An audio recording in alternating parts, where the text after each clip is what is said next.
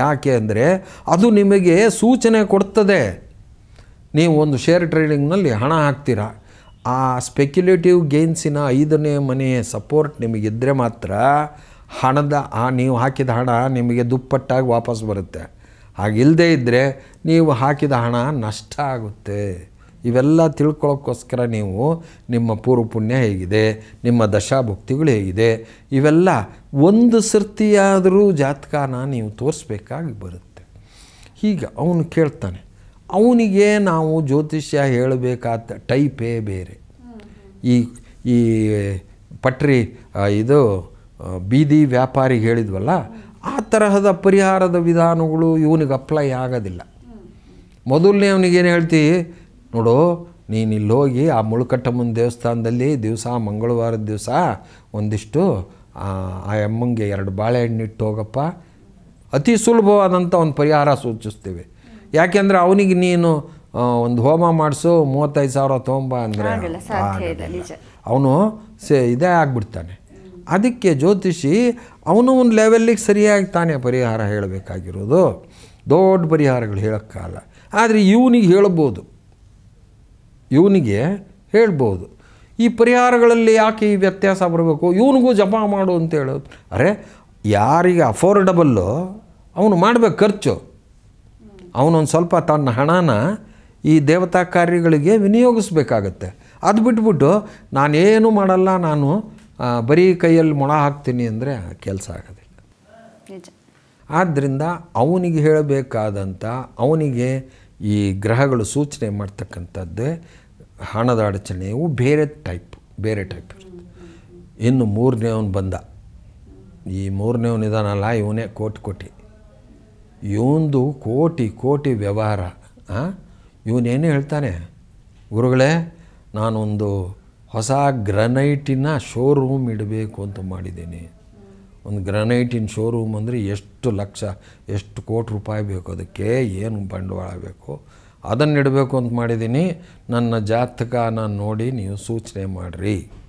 ಸರಿ, ಇವನ ಜಾತಕಗಳಲ್ಲಿ ಆ ಕಲ್ಲುಗಳಿಗೆ ಕಾರಕನಾದಂಥ ಕುಜ ಒಳ್ಳೆ ಜಾಗದಾಗಿದ್ದಾನ, ಇವನಿಗೆ ಲಾಭ ಆಗೋ ಯೋಗ ಇದೆಯಾ, ಈಗಿನ ದಶಾಭಕ್ತಿ ಅದಕ್ಕೆ ಸಪೋರ್ಟ್ ಆಗಿದೆಯಾ ಇಲ್ವಾ ಇತ್ಯಾದಿಗಳು ನೋಡಿ ಕೆಲವು ವಿಷಯಗಳನ್ನ ಅವನಿಗೆ ತಿಳಿಸ್ತೀವಿ.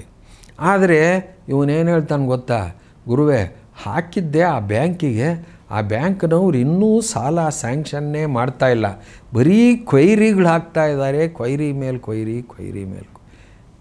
ನನಗೆ ಸಾಲ ಯಾವಾಗ ಸ್ಯಾಂಕ್ಷನ್ ಆಗುತ್ತೆ ಅಂತ ನೋಡಿ ಹೇಳ್ರಿ.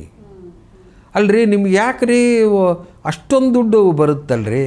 ಬರುತ್ತೆ ರೀ, ಆದರೆ ಸಾಲದು. ಇವನಿಗಿಂತ ಸೂಪರ್ ಒಬ್ಬನಿದ್ದಾನೆ, ಅವನ ಹತ್ರ ವಿಪರೀತ 2,000 ಕೋಟಿ ಆ ಥರದವನು ಇದ್ದಾನೆ. ಅವನು ಅಲ್ರಿ ನೆನ್ನೆ ಎಲ್ಲೋಗಿದ್ರಿ? ಇಲ್ಲ, ನೆನ್ನೆ ಮದ್ರಾಸ್ಗೆ ಹೋಗಿ ಉಪ್ಪಿಟ್ಟು ತಿಂದು ಬಂದೆ. ಮದ್ರಾಸ್ಗೆ ಯಾಕೆ, ಅದಕ್ಕೆ ಯಾಕೆ ಹೌದು, ವಿಮಾನದಲ್ಲಿ ಹೋಗ್ತೀನಿ. ಅಲ್ಲಿ ಹೋಗಿ ಅದು ಯಾವುದೋ ಒಂದು ನುಂಗಂಬಾಕಮ್ಮೋ ಕೋಡಂಬಾಕಮ್ಮೋ ಯಾವುದೋ ಒಂದು ಕಡೆ ಅತಿ ಮುಖ್ಯವಾಗಿ ಚೆನ್ನಾಗಿರೋ ಉಪ್ಪಿಟ್ಟು ಸಿಗುತ್ತೆ ಆ ಹೋಟ್ಲಲ್ಲಿ. ಆ ಹೋಟ್ಲಲ್ಲಿ ಉಪ್ಪಿಟ್ಟು ತಿಂತೀನಿ. ಉಪ್ಪಿಟ್ಟು ತಿಂದು ಮತ್ತೆ ನಾನು ಬೆಂಗಳೂರಿಗೆ ಬರ್ತೀನಿ.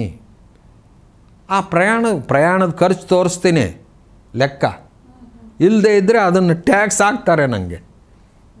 ಏನು ಮಾಡಲಿ, ನಾನು ಒಂದು ಸ್ವಲ್ಪ ಎಂಜಾಯ್ ಮಾಡ್ತೀನಿ ಅಂತಾನೆ. ಇಂಥವನು ಇದ್ದಾನೆ. 2 ಸರಿ ವಿಮಾನದಲ್ಲಿ ಹೋಗಿ ಒಂದು ಉಪ್ಪಿಟ್ಟು ತಿಂದು ಬರ್ತಾನೆ. ಅವನಿಗೆ ದುಡ್ಡು ಜಾಸ್ತಿ ಆಗಿಬಿಟ್ಟಿದೆ. ಆದರೆ ಇವನೇನಂತಾನೆ ಗೊತ್ತಾ, ಇಲ್ಲ ಗುರುಗಳೇ ಸಾಲದು, ವಿದೇಶದಲ್ಲಿ ಒಂದು ಪ್ರಾಜೆಕ್ಟ್ ಮಾಡಬೇಕು ಅಂತ ಇದ್ದೀನಿ. ನೈಜೀರಿಯಾ ದೇಶದಲ್ಲಿ ಏನೋ ಭಾಳ ದೊಡ್ಡ ಹುಲ್ಗಾವಲು ಸಿಕ್ಕಿದೆ ನನಗೆ. ಆ ಹುಲ್ಗಾವಲನ್ನ ತಗೋಬೇಕು, ಅದಕ್ಕೋಸ್ಕರ ಹಣ ಬೇಕು, ಅದು ಕೋಟಿ. ಅದಕ್ಕೆ ಫಾರಿನ್ ಫಂಡ್ಸಿಗೆ ಟ್ರೈ ಮಾಡ್ತಾ ಇದ್ದೇನೆ. ಅದಕ್ಕೆ ಇವರು ಬ್ಯಾಂಕ್ನವ್ರು ಸ್ಯಾಂಕ್ಷನ್ ಮಾಡ್ತಿಲ್ಲ. ಇವನಿಗೂ ದುಡ್ಡು ಬೇಕು. ಇವನು ಫೈನಾನ್ಷಿಯಲ್ ಕನ್ಸ್ಟ್ರಿಯೆಂಟ್ಸ್, ತನ್ನ ಹತ್ರ ಇರೋ ದುಡ್ಡು ಸಾಲದು, ಅವನಿಗೂ ಇದೇ ಕತೆ. ಇವೆಲ್ಲವಕ್ಕೂ ಕಾರಣ ಮೊದಲನೇದಾಗಿ ಗುರುಗ್ರಹವು ದುಡ್ಡಿನ ಗ್ರಹ. ನಿಮ್ಮ ಕುಂಡಲಿಯಲ್ಲಿ ಯಾವ ಜಾಗದಲ್ಲಿದೆ, ರಾಶಿ ಯಾವ ರಾಶಿಯಲ್ಲಿದೆ, ಯಾವ ನವಾಂಶದಲ್ಲಿದೆ, ಲಗ್ನದಿಂದ ಎಷ್ಟನೇ ನವಾಂಶ ರಾಶಿಯಲ್ಲಿದೆ, ಇದು ನಿಮ್ಮ ಜೀವನದಲ್ಲಿ ಎಷ್ಟರ ಮಟ್ಟಿಗೆ ಹಣನ ಕೊಡಬಲ್ಲದು. ಇದನ್ನು ಮೊದಲನೇದಾಗಿ ನೋಡಬೇಕು. ಇದೇ ಗುರುಗ್ರಹನೇ ಆ ಬೀದಿ ವ್ಯಾಪಾರಿ ಅವನಿಗೂ ದುಡ್ಡು ಕೊಡೋದಿದೆ. ಆದರೆ ಇದು ಅವನಿಗೂ ಕೋಟಿ ಕೋಟಿ ಕೊಡಲ್ಲ. ಅವನಿಗೆ ಕೊಡೋದೇನಿದ್ರು 1000ದಲ್ಲೇ ಕೊಡುತ್ತೆ. ಇನ್ನೊಬ್ಬನಿದ್ದಾನೆ ಮಿಡ್ಲ್ ಕ್ಲಾಸ್ನವನಿಗೆ, ಅವನಿಗೂ ಗುರುಗ್ರಹನೇ ದುಡ್ಡು ಕೊಡೋದು, ಅವನಿಗೆ 10,000ದಲ್ಲಿ ಕೊಡುತ್ತೆ. ಇವು ಕೋಟ್ಯಾಧಿಪತಿ, ಇವನಿಗೆ ಕೋಟಿಗಳಲ್ಲೇ ಕೊಡೋದು. ಅದು ಇವನ್ನೆಲ್ಲ ವ್ಯವಹಾರಕ್ಕೆ ಅಡಚಣೆ ಮಾಡಿದರೂ ಕೋಟಿಗಳಲ್ಲೇ ಅಡಚಣೆ ಮಾಡೋದು. ಅದು 10 ರೂಪಾಯಿ ಅಡಚಣೆ ಮಾಡಿದರೆ ಅವನಿಗೆ ಯಾವ ಲೆಕ್ಕ ಇಲ್ಲ. ಯಾವುದನ್ನ ಅವಲಂಬಿಸಿರುತ್ತೆ ಗುರುಗಳೇ? ಈಗ ಒಬ್ಬ ತುಂಬಾ ಕಡು ಬಡತನದಿಂದ ಬಂದಂತವನು ಕೋಟ್ಯಾಧಿಪತಿ ಆಗಬೇಕು ಅಂತ ಹೇಳಿದ್ರೆ ಅದೊಂದು ದೊಡ್ಡ ಮಟ್ಟದ ಬದಲಾವಣೆ, ಯಾರು ಕೂಡ ಊಹೆ ಮಾಡಿರೋದಿಲ್ಲ. ಅದು ತುಂಬ ಕಡಿಮೆ ಜನರ ಜೀವನದಲ್ಲಿ ಆಗುತ್ತೆ ಅಂತ ಹೇಳ್ಬೋದು. ಯಾವುದನ್ನು ಅವಲಂಬಿಸಿರುತ್ತೆ? ಹೌದು. ಈಗ ನಿಮಗೆ ಗೊತ್ತಿರೋ ಹಾಗೆ ಯಾರೋ ಒಬ್ಬ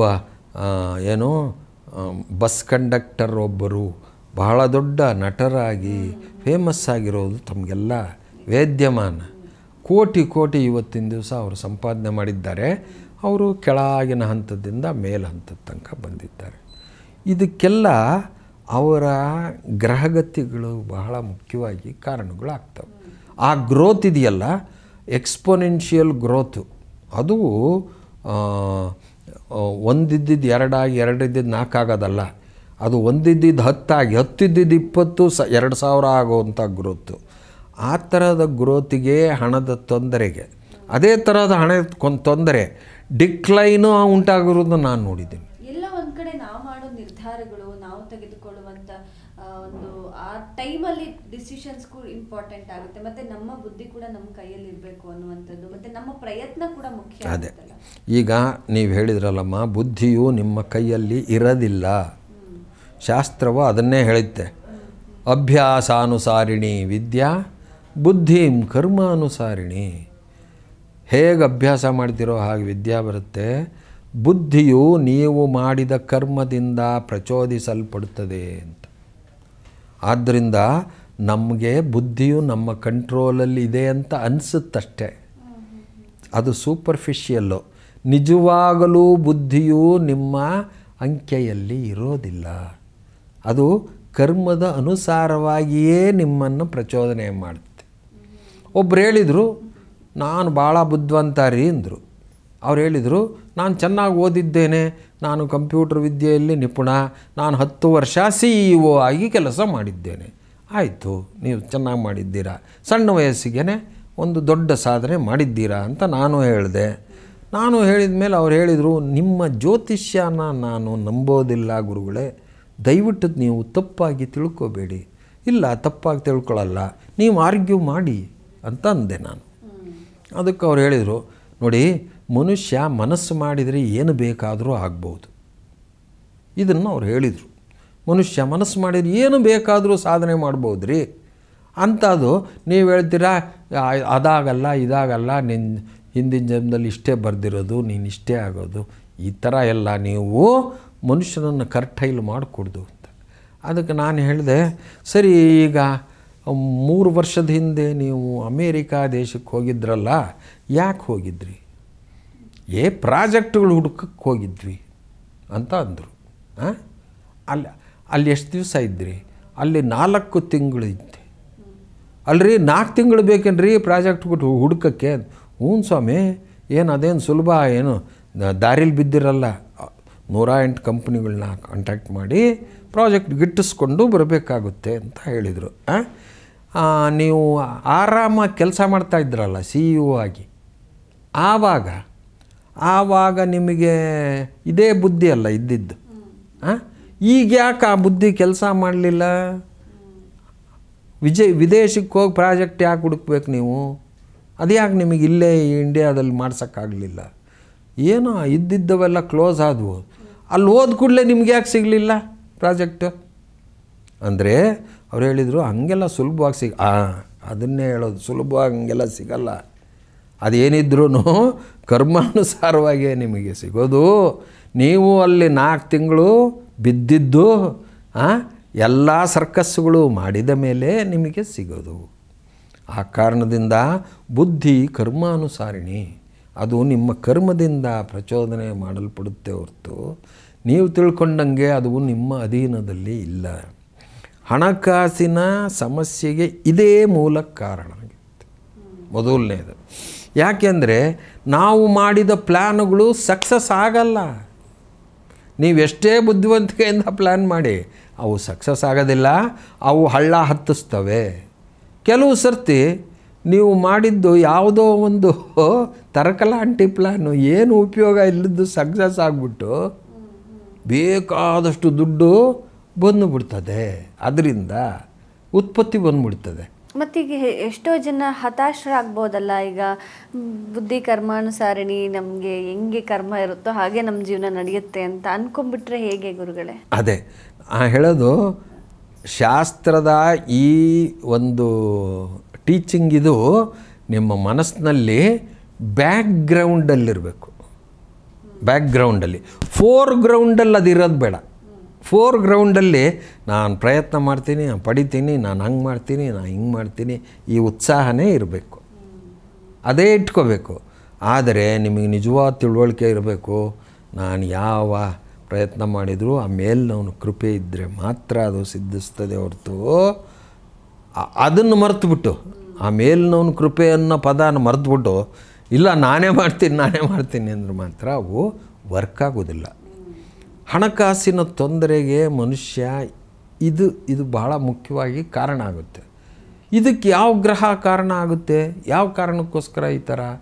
ಅವನ ಮನಃಕಾರಕನಾದಂಥ ಚಂದ್ರನು ಕುಂಡಲಿಯಲ್ಲಿ ಎಲ್ಲಿರ್ತಾನೆ, ಆ ಡಿಸ್ಪೊಸಿಷನ್ ಆಫ್ ಮೂನ್ ಅಂತಾರೆ.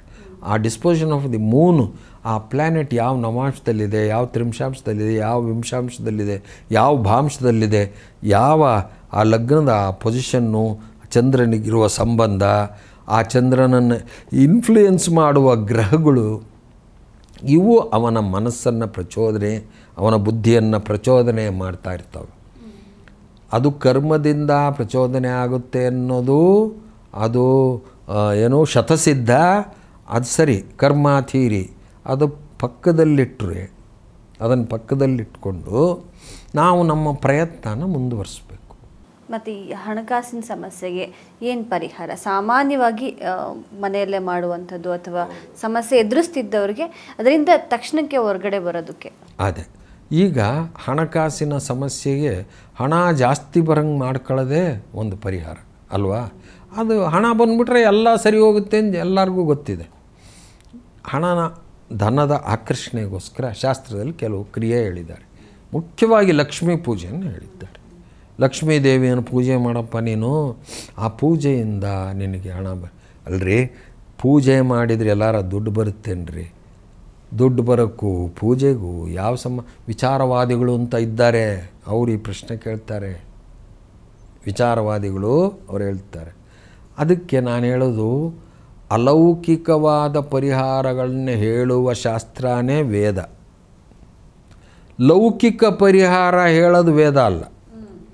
ಈಗ ನನಗೆ ಹಣದ ಸಮಸ್ಯೆ ಬಂದಿದೆ ಅಂದರೆ ನಾನು ನಂತರ ಬಂದರೆ ನೋಡು, ಅದ್ಯಾವುದೋ ಒಂದು ಸ್ಕೂಲ್ ಆಫ್ ಮ್ಯಾನೇಜ್ಮೆಂಟ್ ಅಂತಿದೆ, ಅಲ್ಲೊಬ್ಬ ದೊಡ್ಡ ಪ್ರೊಫೆಸರ್ ಇದ್ದಾರೆ, ನೀನು ಅವ್ರ ಹತ್ರ ಹೋಗು, ಅವ್ರು ನಿನಗೆ ನಿನ್ನ ಬಿಸ್ನೆಸ್ನ ಹೆಂಗೆ ಮ್ಯಾನೇಜ್ ಮಾಡಬೇಕು ಅಂತ ಹೇಳ್ಕೊಡ್ತಾರೆ, ಆವಾಗ ನಿನಗೆ ಲಾಭ ಬರುತ್ತೆ ಅಂತ ಹೇಳಿದರೆ, ಅಯ್ಯೋ ಅದನ್ನು ಹೇಳೋಕ್ಕೆ ನೀನು ಯಾಕೆ ಬೇಕು ಅಂತಾನೆ.